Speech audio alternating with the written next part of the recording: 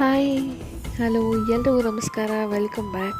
And ನಾನು ವೀಡಿಯೋಸ್ಗಳನ್ನ ಮಾಡಿ ಅಥವಾ ಒಂದು ವೀಡಿಯೋನ ಅಪ್ಲೋಡ್ ಮಾಡಿ ತುಂಬ ದಿವಸನೇ ಆಗಿತ್ತು. ಶಾರ್ಟ್ಸ್ ಮಾತ್ರ ಅಪ್ಲೋಡ್ ಮಾಡ್ತಾಯಿದ್ದೆ. ಅದು ಬಿಟ್ಟು ಲಾಂಗ್ ವೀಡಿಯೋ ಆಗಿರ್ಬೋದು, ಮಿನಿ ವ್ಲಾಗ್ಸ್ ಆಗಿರ್ಬೋದು ಅಪ್ಲೋಡ್ ಮಾಡಿ ತುಂಬಾ ದಿವಸ ಆಗಿಬಿಟ್ಟಿತ್ತು. ಸೊ ಹಾಗಾಗಿ ಒಂದು ಶಾರ್ಟ್ಸ್ನ ಅಪ್ಲೋಡ್ ಮಾಡೋಣ ಅಂತೇಳಿ ವೀಡಿಯೋನ ರೆಕಾರ್ಡ್ ಮಾಡಿದೆ.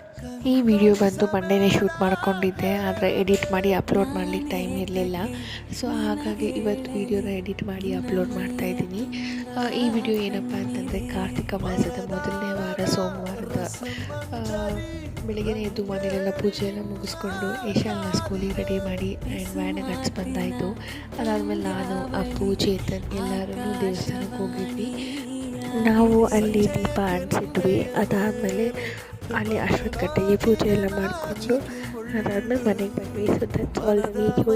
ಇಷ್ಟ ಆಗಿದ್ರೆ ಲೈಕ್ ಮಾಡಿ. ಬಾಯ್ ಬಾಯ್.